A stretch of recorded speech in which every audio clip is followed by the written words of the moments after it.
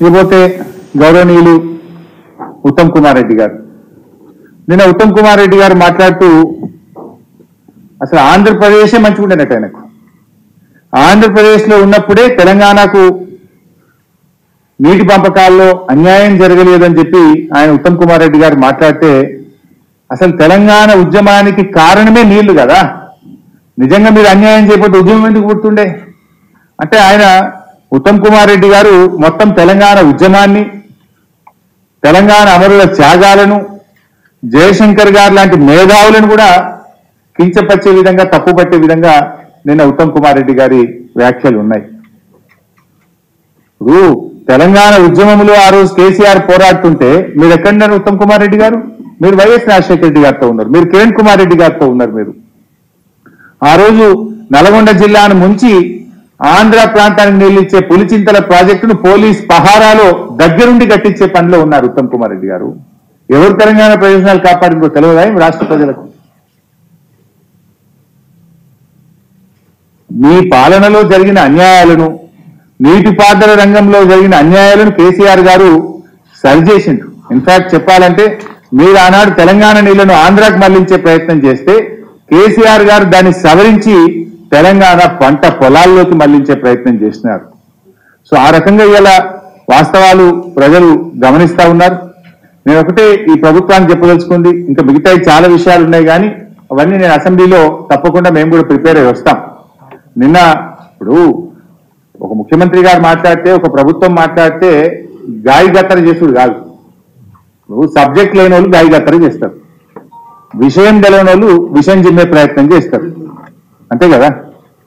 ఇప్పుడు బూతులతో బుల్డోజ్ చేయడం కాదు బైసాబ్, విషయాలు మాట్లాడండి, తప్పకుండా మేము సమాధానం చెప్తాం. తప్పైతే తప్పును ఒప్పుకుంటాం, ఒప్పైతే ఒప్పు అంటాం, మంచి పని చేస్తే శభాష్ అంటాం. మాకేం బేసిజాలు లేవు, మాకంటే బాగా పని చేయండి. మీరు 5 ఏళ్లు మంచిగా ఉండాలనే కోరుకుంటున్నాం. 420 హామీలను చెప్పిన సమయానికి చెప్పిన విధంగా మీరు అమలు చేయాలని మేము కోరుకుంటా ఉన్నాం. మాకేమి మీరు ఫెయిల్ కావాలని కూడా మేము కోరుకుంటలేం, ప్రజలకు మేలు కావాలని కోరుకుంటున్నాం. మీరు ఇచ్చిన హామీలన్నీ అమలు కావాలని మేము కోరుకుంటా ఉన్నాం. కానీ ఇట్లా పట్టపగలు పచ్చి అబద్ధాలు మాట్లాడు, అబద్ధాల పునాదుల మీద మీరు ప్రభుత్వాన్ని నడిపిస్తామంటే మాత్రం మేము ఊరుకోం. డెఫినెట్లీ మేము తగిన సమాధానం చెప్తాం.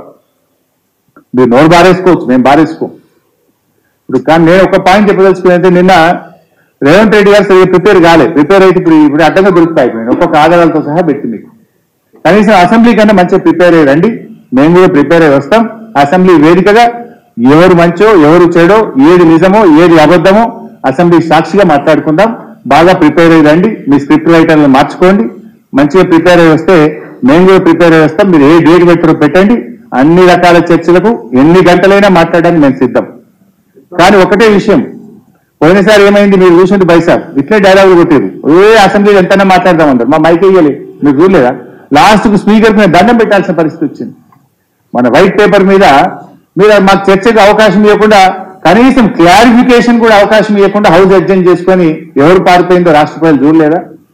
ఇప్పుడు కూడా ఎన్ని గంటల్లో మాట్లాడతాం, మైక్ కట్ చేయమన్నారు కదా, please don't cut our mic, ఇవ్వండి, మైక్ ఇవ్వండి, తప్పకుండా మేము సమాధానం చెప్తాం. మేము అన్ని విషయాలు చెప్తాం. కానీ మేము రాజకీయాల కంటే రాష్ట్ర ప్రయోజనాలకు మేము ప్రాధాన్యత ఇస్తాం. కానీ ఇచ్చిన మాట మీద నిలబడండి, మంచిగా ప్రిపేర్ అయ్యి రండి, మేము కూడా ప్రిపేర్ అయ్యి వస్తాం. శాసనసభ సాక్షిగా వేదికగా అన్ని విషయాలు మాట్లాడుకుందాం. అంతిమంగా ఈ రాష్ట్ర ప్రయోజనాలు కాపాడడం కోసం అందరం కలిసే ఉందాం. మీరు అఖిలపక్షం తీసుకుపోతారా? తీసుకుపోండి, ఢిల్లీకి వస్తాం మీ వెంబడమే.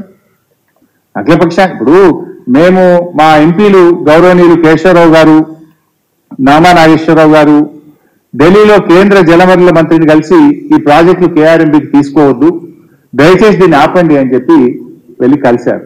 ఆయన ఏమన్నారు? గజేంద్ర సింగ్ షెకావత్ గారు, ఇట్ ఈస్ ఓవర్ అండి, మ్యాటర్ ఈస్ క్లోజ్డ్, ఆల్రెడీ కేఆర్ఎంబీకి హ్యాండ్ ఓవర్ అయిపోయింది, there is no more discussion అన్నాడు ఆయన. There is no more discussion అన్నాడు. మరి వీళ్ళు ఏమంటుండ్రు? మేము అప్పచెప్పే సవాలే లేదంటుండ్రు. ఈఎన్సీలు బయటకు వచ్చేమో అప్పచెప్పినమంటారు, మినిట్స్ ఆఫ్ ద మీటింగ్ లోనేమో అప్పచెప్పినట్టు స్పష్టంగా వస్తుంది. ఢిల్లీలో మా ఎంపీలు పోయి ఇది అన్యాయం తెలంగాణకు మొర్రో అంటే, ఇది ద మ్యాటర్ ఈస్ క్లోజ్డ్, ఇది అయిపోయిందంటే దాని గురించి చర్చే లేదు అని కేంద్ర మంత్రి అంటాడు. ఇప్పుడు ఏది నిజమో ప్రజలకు అర్థమైతలేదా? ఇప్పటికైనా బేసిజాలకు వద్దు, ఇప్పటికైనా రాష్ట్ర ప్రయోజనాలు కాపాడడానికి ముందుకు రావాలని, బేషరతుగా తప్పు జరిగితే రాష్ట్ర ప్రజలకు క్షమాపణ చెప్పాలని చెప్పి రాష్ట్ర ప్రయోజనాలు కాపాడడానికి ముందుకు రావాలని చెప్పి నేను డిమాండ్ చేస్తున్నాను. Thank you.